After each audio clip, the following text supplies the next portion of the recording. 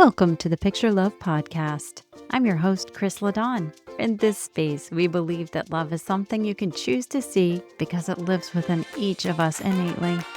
Picture love is a practice, a way of seeing with your heart, not just your eyes, a way of showing up as the love you wish to see in the world. Each episode offers encouragement, soul-led conversations, and gentle tools to help you reconnect with what matters most, to live, to create, and love with more presence. I'm so glad you're here. Now let's get started. Welcome back to Picture Love, friends. So here is a friendly public service announcement. If you've not had a glass of water in the last hour or two, go get yourself another refill. I'm going to share a couple stories with you today that are light. This is a break from all of the heavy stuff, but it is really, really impactful to me. And I hope somebody here will feel filled up today. May your metaphorical, energetic happiness cup be filled by these stories and the common thread that I'm going to loop them together with. And the first one is regarding my obsession with bluebirds. Before we moved into this home, we were in a rental for a year, and there were regular visits from bluebirds. And I didn't do anything special except I just took a container from the recycle bin, rinsed it out, taped it to the railing, and I would fill it up with dried mealworms because that's what bluebirds love. And I kind of got spoiled. It was just very easy to sit there and watch them, and they're so pretty in their vibrant colors. And I felt like we had a little friendship going. And then I moved. In the new home, I did the same thing, except they didn't come. And I did see them around the neighborhood, and I really missed my bluebirds. And so when Christmas rolled around, my family loves to share wish lists because it just makes shopping so satisfying when you know somebody's going to love what they're unwrapping. I put a bluebird feeder on my wish list and I received it. I was very, very excited when it came. And so as soon as the weather was dry enough, because we had a rainy patch, I went out and I filled it up with the mealworms. It's caged so that squirrels can't get into it, but the birds could hop in, have a place to stand, eat, and it's even sheltered so that the mealworms don't get all funky from rain or melted snow. And my point in telling you this is a week passed by and nobody paid attention to it. They ignored the beautiful new bluebird feeder. And another week went by and it continued to get ignored. And I know they're in the neighborhood. I know they can see it because I put a shepherd's hook, a freestanding yard hook in the lawn right where I saw them next to the fence where I've seen them perch. So I knew it would be easy for them to find. And for 2 weeks, they ignored it. So the following weekend, I'm talking to my husband and I'm just baffled. Like, why are they ignoring this beautiful buffet I set up just for them, right where I know they can get to it and where it's not going to be interfered by other birds? No sooner did I walk out in the yard, take it off the hook, and walk from the left side of my yard to the right side of my yard where the big tree is. And I'm looking around in the tree wondering, should I hang it in the tree? Should I move the hook over here? And I look over and there is a bluebird standing on the hook I had just vacated. Okay. That might just sound like a coincidence to you. I don't believe in coincidences anymore. But anyway, so I look at it and it's watching me and I'm baffled. I'm like, okay, well, you know where the hook is if you're standing on it. So after I watched it for a minute, I didn't want to scare it. I started to slowly walk back. And it, of course, moved off the hook and farther down the fence. So I rehung it. It went and flew on the opposite side of the yard where it had just come from by the tree. And it's watching me as if to say, oh, I thought you were going to move it over here. So I'm playing in my mind. I'm like, this bird is playing with me. What is this? Maybe these birds are little tricksters. And I couldn't figure it out. And it stayed there and it watched me. I'm like, I know that you know where this hook is. I know you know where this feeder is. I'm going to leave you alone and see how hungry you really are for this. About 15 minutes later, I look out. Yep, they're all gathering by it as if it's an office. water break and everybody's gathered by the water cooler. I got to tell you, it really baffled me. And I looked it up on Google and it said sometimes birds take a while to trust their new food source. I'm like, okay, that makes sense. But the timing of this exchange really made it look like it was messing with me on purpose. So I had a few giggles over that. Well, the next day, my husband was taking his first business trip of the new year and took him to the airport. And I'm driving home and I'm like, it's a nice day. And for some reason, I just had this spontaneous feeling like I'm going to buy myself some roses because I can. Then I picked up a dozen roses. Well, I thought they were a dozen roses, and I picked them based on the color. They were this beautiful pinkish purple, and they had like bright pink edges. I just thought they were so gorgeous. So I picked the one that I thought looked the least tired of the bunch because it wasn't like a florist or anything. It was just an everything store. And so I brought home the dozen flowers.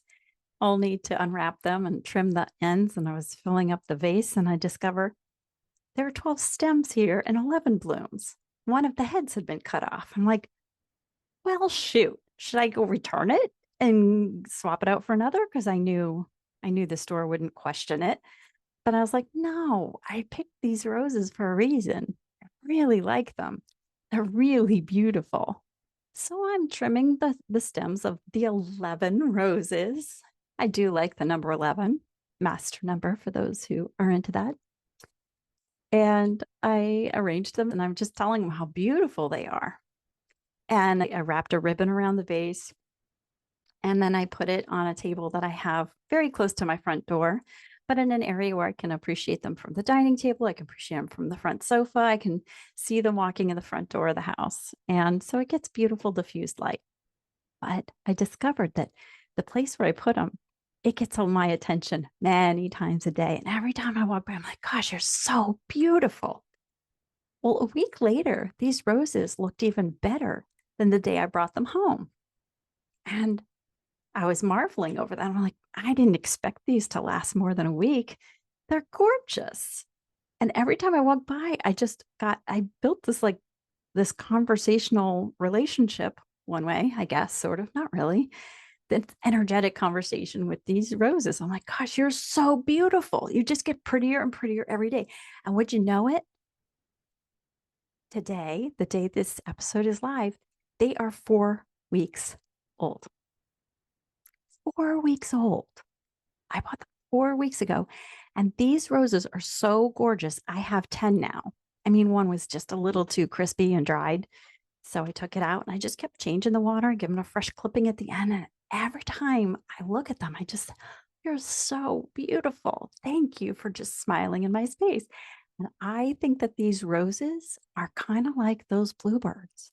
I think that with the positive attention I gave them, the roses were reciprocating their beauty. I really do. I feel like it is not one way like we've been taught. You know, I think, and there's so much research to prove, you speak love to a plant, it grows. If you ignore it or speak ill to it, it doesn't do as well. And there are many other examples of that. And it's true for people too. You say loving things to them, beautiful things come out of it. If you treat somebody with neglect or mistreatment, not good things come out of it, right? So why would a bird or 11 roses be any different? It's all energy, right? We're all energy. Well, that's not the common thread I was going for. The common thread, after I really was pondering this, was I was present. I was present and my thoughts were quiet enough, and I wasn't in my hustle culture muscles that I have developed so well being in this crazy world. I was in my presence. I gave myself the present of being present. And I started writing about it today, and it felt so good to just write about what is presence in the first place? What is it?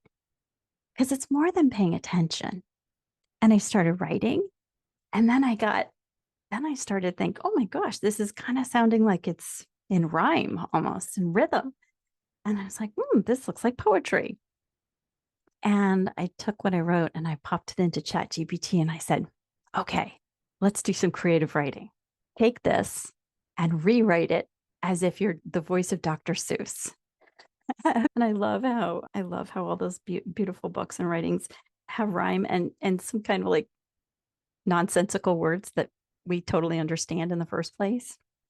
So, and it spat it back at me and it was cute. It wasn't really completely my heart, but it was rhythmic and it was rhyming. And so I rewrote that. And then I ended up with something that felt really, really good to write and to read. And so I thought I'd share it with you today. And I titled it The Presence in Your Presence.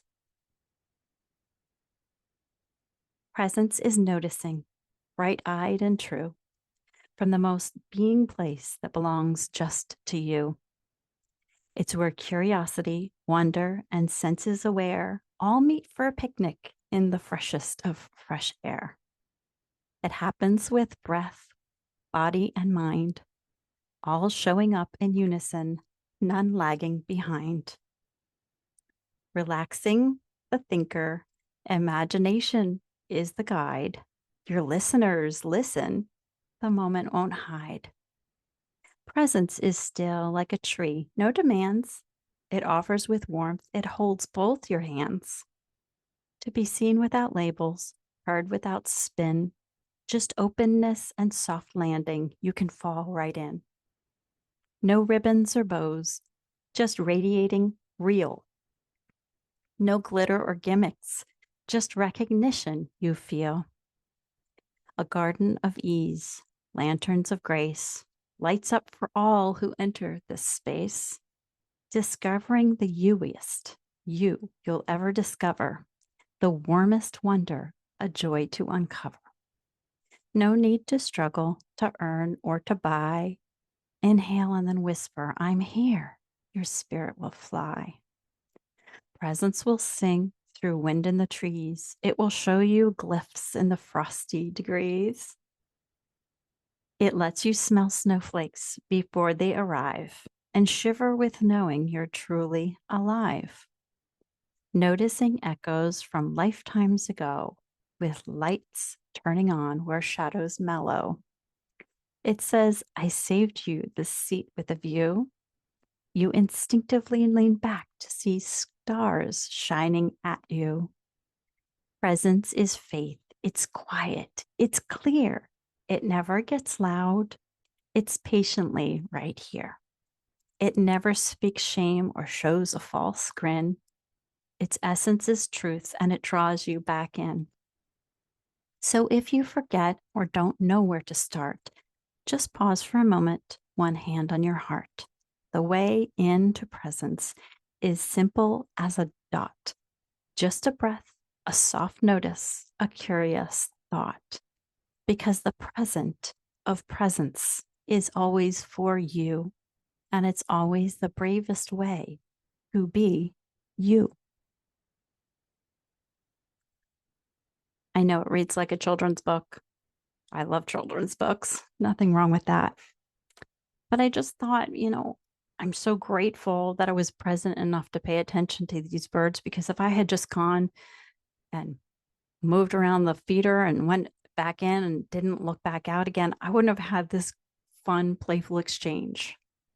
And if I had come home and plopped those roses in the water and complained about 11, not 12, I would not have been setting myself up for a 4-week visit. I'm sure of it. I'm sure of it. So I want to encourage you to do 2 things today. If it feels good, buy yourself a flower or some flowers and buy it because it makes you smile. It makes you feel good. You can see it. Choose a color, a shape, something that feels good. If you're like me and you have cats, maybe put them where they can't be chewed or choose something less toxic. I had to barricade mine away from my Eddie. But buy that plant or buy those flowers for yourself and compliment them and tell them how wonderful they are, how much you appreciate them. Maybe place them near a speaker because they respond really well to vibration and music. Maybe put them someplace where they can have at least diffused light, but show love and intention, and see what kind of beautiful results come from being present with that gift you bought yourself. And if that sounds good, but it doesn't sound realistic for you, maybe just a small practice of being present.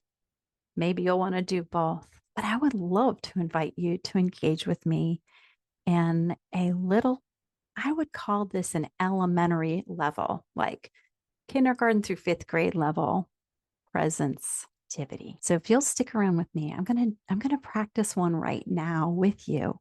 Something that's very simple. You don't have to go deep into the feels in order to reap the benefits of being in this presence practice with me. And we'll make it something very, very simple. You could even do it with your kid if you have children, or if you're around children. Maybe you're a teacher and you want to practice this with your class. I always learn when I hear from the perspective of a child. But regardless, let's approach something that's easy enough for anybody to accomplish right now. And that would be, as I said in my little poem, the present of being present with ourselves. So if you have the space to right now, sit back and take a gentle breath. Put your feet flat on the floor if you can, hands in your lap. And I'd like for you to choose one thing to let your eyes land on. And I don't recommend it being something animated like a pet because they might move in the middle of doing this. Maybe even just look down at the palm of your hand. The inside has so many features, with all the lines and the folds. And maybe look down at it, or maybe you have something on your desk that won't move that you can look at. You choose whatever pleases you, and just let your eyes rest on it for a few minutes. Did you choose your thing? Okay, take a nice deep breath with me. And hold it for just a moment and let it out slower than you inhaled.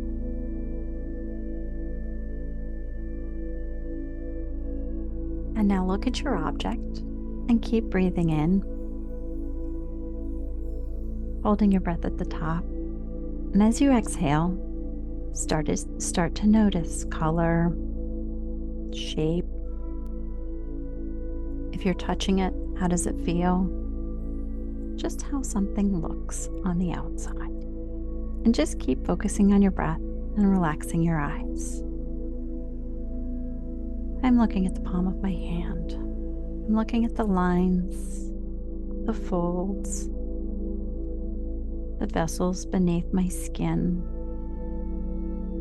the shadows, the way the light shifts as the sun goes in and out of the clouds. Maybe you're looking after the sun has already gone down, and notice how your eyes can go in and out of focus. Notice how it feels. Notice its size. Notice shapes. All the information that you can take in by seeing and maybe touching that object. Notice if any thoughts come up on this subject, on what you're looking at. And let all the other thoughts just sit to the side. Set them aside. You'll get to them soon. But for the moment, maybe think of one or two thankful thoughts. I'm thinking gratitude for the ability to write with this hand I'm looking at.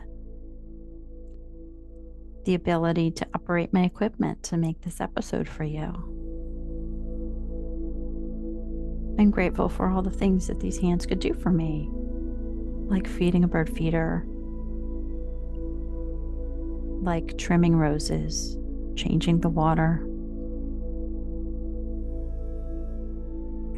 And after you've taken a couple more breaths, then return back to me for a minute. I hope that very, very simple practice is something that you can apply to something you find really valuable. And if you're finding you're too emotionally charged into something, maybe look at something you have less emotional value attached to. It could be something as simple as a penny, or a pair of glasses, or a pen on your desktop. Something like that, where you can just arrest all other thoughts, put them on pause long enough to take some breaths and to notice what one or two of your senses are picking up in a given moment. And the benefit of that, you gave your nervous system a little break. It helps you regulate, makes it easier to breathe. A calm mind is a healthier one. A calm mind makes a calm body and a calm nervous system.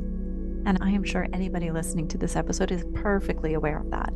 But sometimes it's really nice to have somebody hold the space for you to just take a pause, do what you already know, but hold space for it. I hope that you buy yourself flowers or a plant today, or take that time out, much needed. Maybe go someplace where it's a happy place for you, whether it's outdoors, a special chair, maybe just going and sitting in your car for some peace and quiet, because you deserve it. And that calm and that gift you're giving yourself of being present, that's where you find yourself again and say, oh yes, here I am. I am here. I am grounded. And I am present with the gift of being present. I hope that helped somebody today ground into their presence and remember something important to you, because you are that something that's important. Until next time, keep picturing love, friends. I love you. Bye-bye. Thank you for spending this time with me. If today's episode touched your heart, I invite you to share it with someone who might need a little extra love. Your support helps our community grow and keeps the Picture Love movement thriving. Until next time, keep picturing love.